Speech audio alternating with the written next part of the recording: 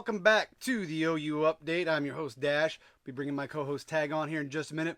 But before we get going, make sure you hit that like and subscribe button. Tell us how we're doing. Let us know if there's anything you want us to talk about. So we'll be getting started here in just a few minutes. Want to thank everybody for coming out and watching and enjoying this wonderful weekend. Getting ready to have some horrible storms this week, maybe some ice. So for all you Sooner fans that are here in Oklahoma, be prepared for some bad weather. So can't wait to start the show. Also want to thank everybody for sending out well wishes to me and my daughters. We just got over that huge flu. We feel better. So I'm back on the show and we'll get things going. So just waiting on my co-host and we'll get started. Again, make sure you hit that like and subscribe button and let us know how we're doing. We have a few retractions to make from a last show. We both made a mistake on when Caleb Williams can go to the NFL. We said he would only last a year, but he will be going, can't go until after 2023. So we do make that retraction, and we thank you for pointing that out to us. So before we get started here, and again, I hope everybody's having a wonderful Saturday afternoon. All right, ladies and gentlemen, welcome to the OU Update. Again, my name is Dash, it's your co-host Tag, and we'll be talking OU football again now that I'm back alive. Welcome to the show, buddy. Hey, welcome back, man. I'm glad you made it. Well, we talked offline, but I've never felt that bad. I had a lot of stuff lined up, but one thing this week really just set wrong with me, and we'll talk here in just a second about it. But again, I want to shout out to all of our military Sooner fans that are stationed throughout the world. Just want to say Boomer Sooner and shout out to you guys, and appreciate everything that you're doing for us, and continue to do good things. So this week, former UCF quarterback Mackenzie Milton decides he wants to make a soundbite to make himself sound good. And that's what I call it, a soundbite, because, I mean, the only way you're going to get noticed is if you make a soundbite, I guess. So he states, he's talking on a show, and he's talking about, why would anybody want to go, why would anybody rather be in Orlando, Florida, or than, in the Midwest? It's kind of a no-brainer. And the co-host goes, well, let me guess, Lincoln, Nebraska. And he goes, nope, Norman, Oklahoma. He's like, no one is jumping out of their seats to live in Norman, Oklahoma. So let me get your thoughts on that comment right there. Okay, first off, let's be honest. I had to look this guy up. I saw the same report you did. I saw it and I'm like, okay, who is this guy? So, I had to look him up. This guy, in all honesty, it's almost like, I don't know that he's taking a shot at Norman or is he taking a shot at Dylan Gabriel? Because in all reality, let's be real, to play in Lincoln or to play in Norman, two of the most iconic places in college football, like this kid obviously doesn't know a whole lot. Like he plays for a Florida State team that's been doo-doo for the last few years. Like he played for UCF. Is he mad because he didn't get recruited by a Power 5 school? He got stuck. Yeah, would it be nice to live in Florida? Who the freak wouldn't like to live in Florida? Let's be real. But there's plenty of people jumping that would literally jump to any heights to play in Norman or to play in Lincoln. Like, I think it's like you said, it's a soundbite. This dude, he's trying to get his name out there because he knows his name. Again, I had to look him up. Right. Probably every single person in Norman that read the same article that we did had to look this kid up. Nobody knows who he is. Nobody's going to know who he is. So, I don't know. It's silly to me. It's some kid trying to make a name for himself, and I guarantee 1,000,000,000% if Norman would have come calling, he would have been there. So you can't tell me any different. I agree with that. And like I said, I think it's a soundbite. It's to something to make him stand out. This is a dude, and again, I had to look him up again as well. This is a guy who had 775 yards, 3 TDs, and 6 interceptions last year for Florida State. So he's talking about who wouldn't want to live in Orlando. Well, apparently you don't, because you had to move to Florida State. So I don't know what your soundbite means, dude. Maybe Florida, everything in Florida is great. I get it, whatever. So this brings me to a question, and I've thought about this since this went out. Does this affect, with this being, it's probably, it's all about NIL. Who wants to live in Orlando? This is all about the NIL. When it break it down, when you boil it down, it's about the NIL.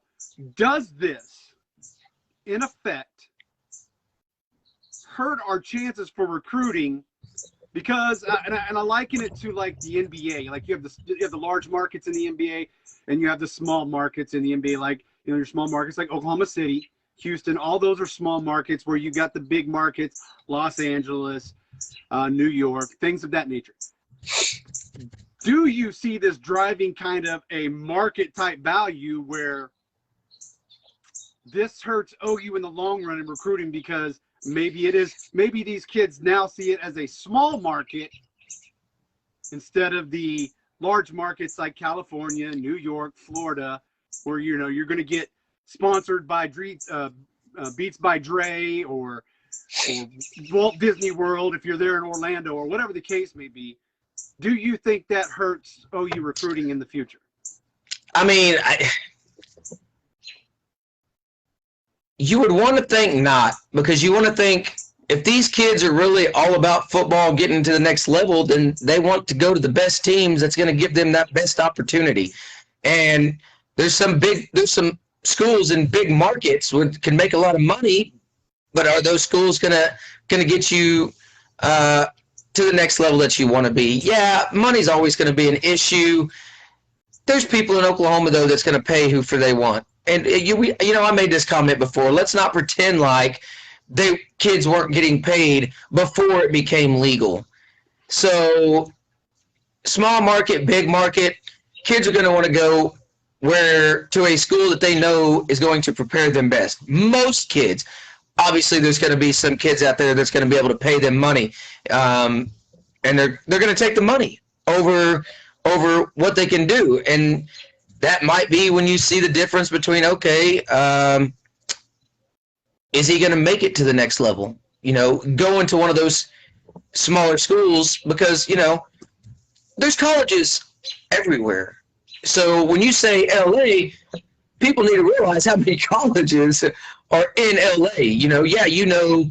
Of Southern California, of UCLA, the big names. But there's so many other schools that aren't on a big level that still are in a big market. So are people going to go to these smaller schools just because it's a big market? I don't think so. I think it still comes down at the end of the day, what school is going to give them the best chance to win, and what schools are going to give them the best opportunity to exceed at the next level. And that's what it comes down to. Yeah, money at some point will be an issue. I don't think it's going to hurt recruiting, because you can still make money here. Is it going to be the money that you make in LA? Probably not. Is it going to be the money you make in Florida? Probably not. But you're going to have a better chance of winning playing in Oklahoma than you are for UCLA. And I agree. It's just the thoughts that came up. And I see other, I see Dabo Sweeney talking about it, how he doesn't like the NIL, how he doesn't like the transfer portal, how he doesn't like coach meddling. And I can get all that. But I agree with you. What it boils down to, and this kind of goes back to his comment, Mackenzie Melton's comment, and listen, OU is steeped in tradition. We are deep, deep, deep in tradition of winning. And I think that still plays a factor. Yes, we know money's going to play a factor. It always has and always will be. But you're right. It's where's my best chance to win? Am I going to get to the pros playing in UC Santa Barbara, or am I going to get to the pros playing in Oklahoma? I mean, you're going to get to the pro if you're good enough. if you're good enough, you're going to get to the pros no matter what college you go to, no matter what division it is. I mean, the Jerry Rices out there that were in Division II and went on to become. We know that if you're good enough, you're going to make it to the pros. But OU is steeped in tradition, winning Big 12 championships, winning national championships. It's been a while. We know that. And we want that to change. But what it boils down to, again, I think this kid wanted a soundbite, and he wanted to make his name known and maybe see something. Maybe he can get picked up in the portal, I guess. He was before Dylan Gabriel. He got hurt. Dylan Gabriel took over, and then somebody, Dylan got hurt, so somebody else took over, and he went to Florida State, where subpar numbers. Again, I'm not going to pick on his numbers. I don't know. I can't begin to talk about how a kid plays. I don't watch them or anything of that nature. It does kind of worry you a little bit. Again, and like I said, I liken it to the NBA and those small markets, big markets, and it's got me a little bit, I won't say worried, but it's got me a little bit thinking deep in my brain here that's something. I mean, the NIL is so brand new, we don't know what's going to come out of it. The transfer portal is still brand new for the most part. It's only been around for a few years. So, I mean, I guess the long term we'll see. Again, I mean, OU and Texas moving to the SEC, that market might help them. That may change them from a small market to a big market because of the conference that they're playing in. I don't know. Yeah, but you also got to see it as in we have OU fans everywhere. There's OU fans everywhere that make lots of money in other states. So there's not to say that some guy that lives in Alabama or in Florida or in California, New York, wherever it might be, wants this kid to go to Oklahoma, and he says, listen, I got some money. Go to Norman. But I still don't see it. And I agree and I disagree with your comment about it doesn't matter how good you are, you're going to make it to the next level. Correct. You're 100% correct. But are you going to exceed at that next level? You can be one of the greats, but if you're still not putting in the work and still not doing the things that you have to do and go into a smaller program, you may not be set up to put in the work that you need to put in. Like, you can do a lot of stuff, but you still got to be to still have that coaching. You still got to have that ability and the facilities to get the things done that you need to get done. Yeah, you've got the talent. You can have all the talent in the world, but you've still got to put in the hard work to be able to, to excel. You could be good, you can make it, but there's been a lot of good players that have made it, and what have they done? They've gotten into the NFL as a number one pick and have flopped. Yeah. And then you have Tom Brady, who came out in the 6th, 7th round, and now he's one of the greatest quarterbacks, or probably the greatest quarterback of all time. Like, without a doubt, that's a whole different discussion, but I mean, it's a matter of how much work you want to put in, and you can put that in at a smaller school in a smaller market or in a big market. It doesn't matter. It's all about who you have surrounding you, and bigger schools in smaller markets. If that's what we're going to go with, that's what OU is.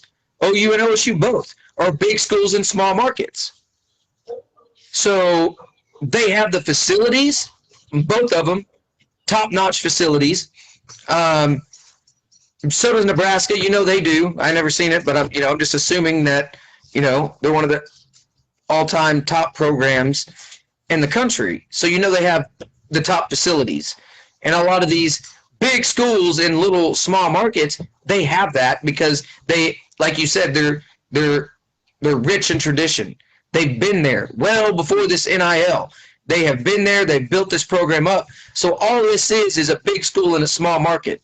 And I don't think it's going to affect them. Will it affect some? Probably. And that's probably some young kid who sees money. He doesn't see the rich tradition. He doesn't see the facilities and the coaches and all the staff and everything that surrounds preparing you on a week-to-week basis, and then overall ready for the next level. Right. So OU has that. So, yeah, you're going to have some recruits who, he's sitting here looking at these schools, and he's going to have these top schools that have all these top things that they need in small markets, and then he sees this school over here that says, okay, well, yeah, but look at this, and he's going to see dollar signs. And that's going to distract him, right? And, yeah, you'll have some. Will it be a lot? Will it be all of them? No, it won't. But there'll be some, without a doubt. I mean, come on, let's be real. If ESPN called you today, what are you going to do? You're going to stay here or are you going to go there? You're not going to keep the Dash podcast. You're going to go to ESPN, right? You're not going to stay in a small market. You're going to go where the money's at. And listen, I still think it's going to boil down to coaches recruiting, who the coach is. You know what I'm saying? It's going to boil down to that. And again, and this is, I'm not talking bad. I am 100% on board for OU's coaches all the way through. For this, we have probably one of the best coaching crews we've had in a long time. No doubt in my mind. So again, it's going to boil down to how well we recruit, which we're doing very well at. We proved that in 2022 just by our numbers. So we're doing well at that. Again, these were just thoughts that ran through my mind through a week of recuperation.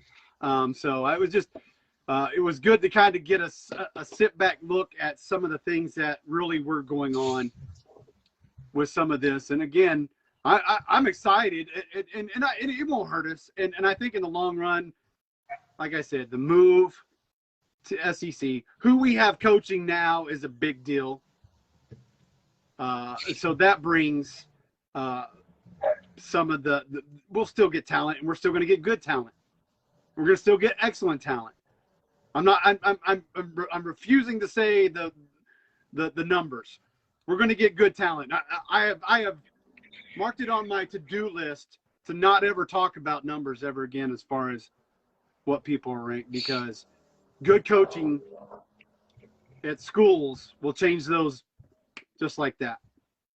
That's all just it takes. Like and it's crazy that you mentioned that too, because I was reading something the other day, and I want to say it was something that was talking about the people that were in the portal and where they went in the different places. And it's funny that you talk about the stars and how you hate them, because it doesn't really.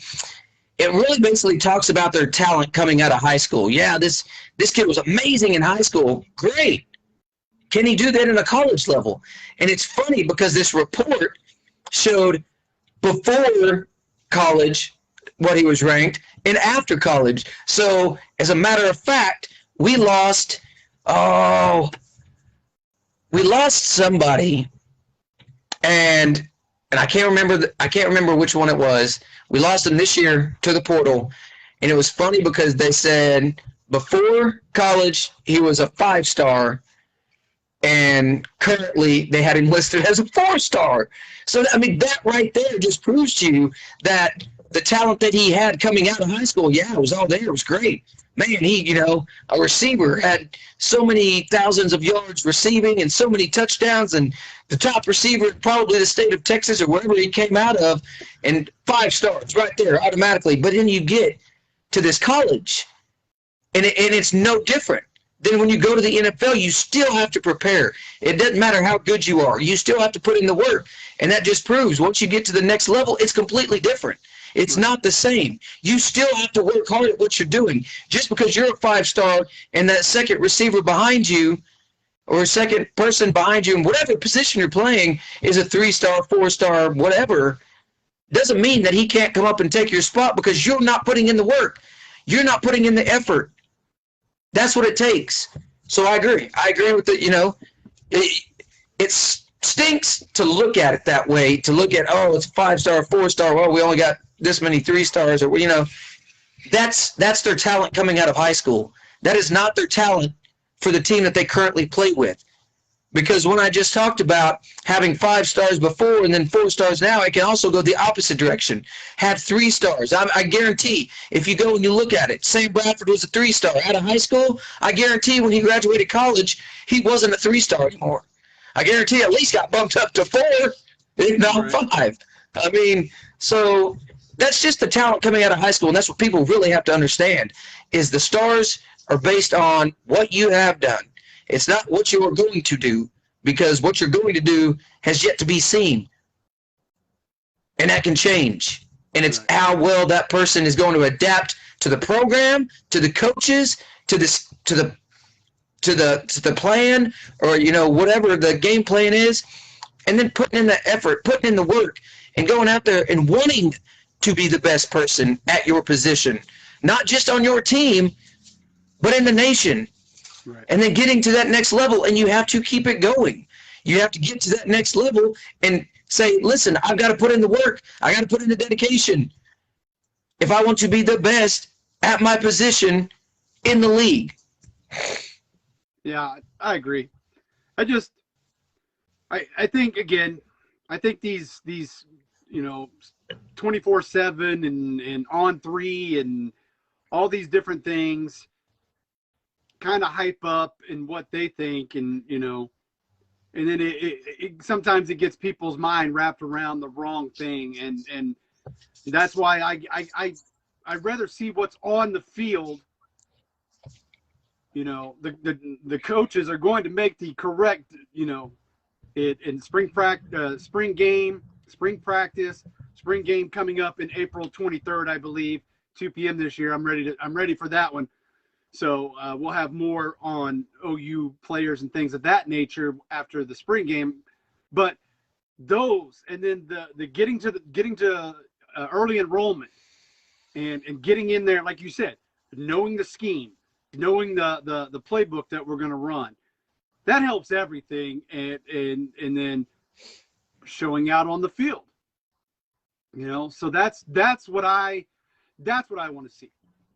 I tell you what, I really games, as long as we're not hampered by anything coming up soon. The first 3 games we'll be able to see what we want to see out of our players.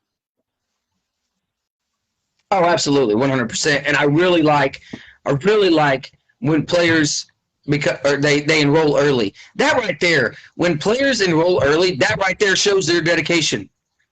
Not to say that the players come in after them aren't dedicated, but man, those players that are early enrollees, that just shows you how much they are ready to go. They are ready to get here, and they are ready to start in the work. And man, coaching staff. I'm going to go back to a few things you said a little bit ago about being probably one of the best coaching staffs that you've seen here in a while.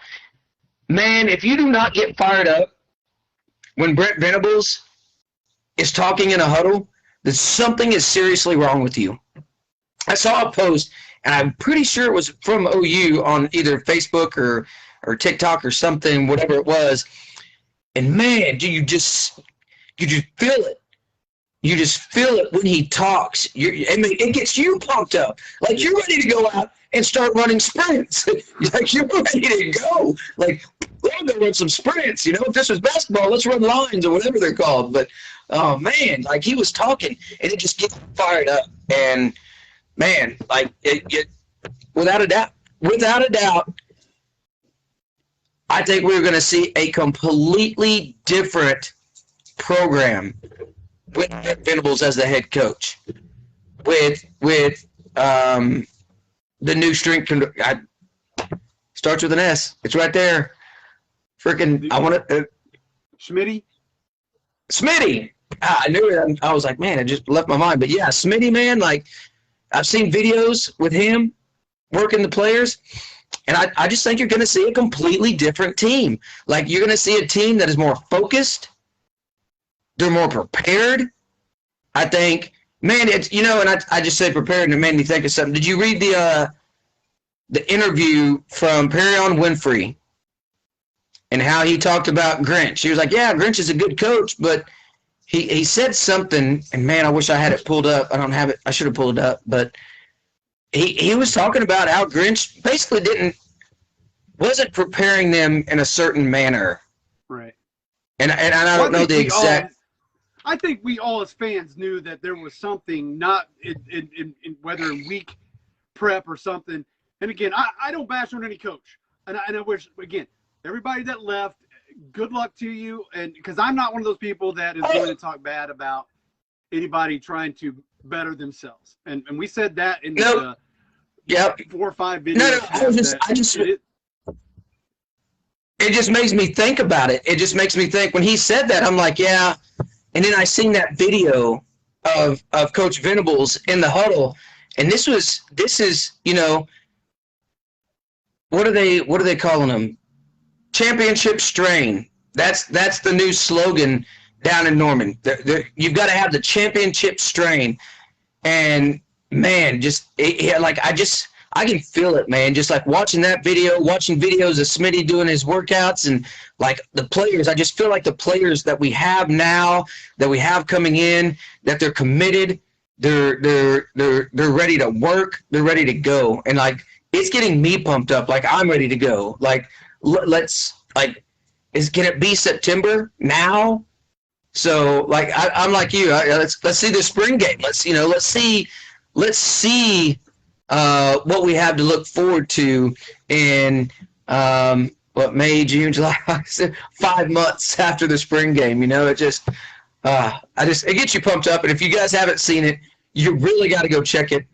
Go to the OU football page on Facebook, and you got to check it out because, man, if you do not get pumped up when Coach Venables is talking, then, man, you need to reevaluate your favorite things in life because, man, it had me ready to go. Right. Well, we got a lot to talk about. We'll cut it short this week. I've got some other things to run to, but I'm excited. I really am excited about this year coming up. We'll have more to talk about next week, especially with some of the things coming out blaming OU and Texas for why the expansion didn't work in college playoffs. If you're going to blame it on two teams, two schools, I feel sorry for you. But we'll talk more about that next week. But thanks for coming out tonight. We'll have definitely more for you next week. I just wanted to talk about this dude, just how it right. I mean, here I am sitting trying to recuperate, and this guy wants to rile me up in bed. So, again, thanks for coming out. We'll have more next week on OU Update. So appreciate y'all coming out. Again, make sure you hit that like and subscribe button. Let us know how we're doing. We love all your comments. We love letting you guys letting us know when we mess up and we have to retract and correct ourselves. You know, we're only human. So again, appreciate y'all. We'll see you next Saturday, buddy. See ya. Can't wait. All right, Boomer Sooner.